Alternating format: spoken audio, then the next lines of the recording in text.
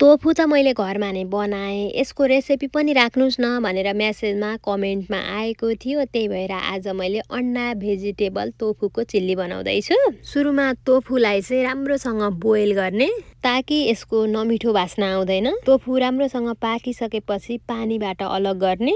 अब आइरनको कराईमा चाहिँ अलिकति तेल राखेर यसलाई चाहिँ रातो रातो हुने गरी फ्राई गर्नुपर्ने हुन्छ। होइन हजुरहरू ठ्याक्कै तेलै खानुहुन्न भने चाहिँ अलिकति ओभानै पनि फ्राई गर्न सक्नुहुन्छ। हेर्नुहोस् त, अब यो उसिनेको अन्डामा अलिकति बेसार स्वाद अनुसार नुन र थोरै खोर्सानीको धुलो राखेर मजासँग यसलाई पनि एकैछिन फ्राई गर्ने। तर अन्डाको बीचमा चाहिँ काँटा चम्चाले पुवाल पुवाल पार्ने। अब यो अन्डा पनि बाहिर निकालेर के भेजिटेबलहरू मनपर्छ आफूलाई सबै थरी राख्न सकिन्छ। मैले चाहिँ मसरुम, क्याप्सिकम, हरियो खोर्सानी, स्वाद अनुसार नुन राख्ने। यो पुरै पाक्नुपर्छ भन्ने छैन, लगभग 50% पाकिसकेपछि अलिकति soya sauce, red chilli sauce पनि मैले घरमा नै बनाएको थिएँ। अनि यो फ्राई गरेको अन्डा, टोफू राख्ने। अनि हजुरहरूले चाहिँ अलिकति लसुनको टुक्राहरू पनि फुराउन सक्नुहुन्छ।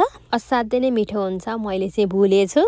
सबै सामग्री सबैतिर लाग्ने गरी राम्ररी फ्राई गरिसकेपछि हेर्नुहोस् त, हेर्दै खाउँ खाउँ लाग्दो एकदमै मिठो टोफू अन्डा भेजिटेबलको चिल्ली बनेर चाहिँ तयार भइसकेको छ। टोफू चाहिँ मैले हजुरहरूको रिक्वेस्टमा नै बनाएकी हुँ। मेरो यो सानो प्रयास हजुरहरूलाई कस्तो लाग्यो?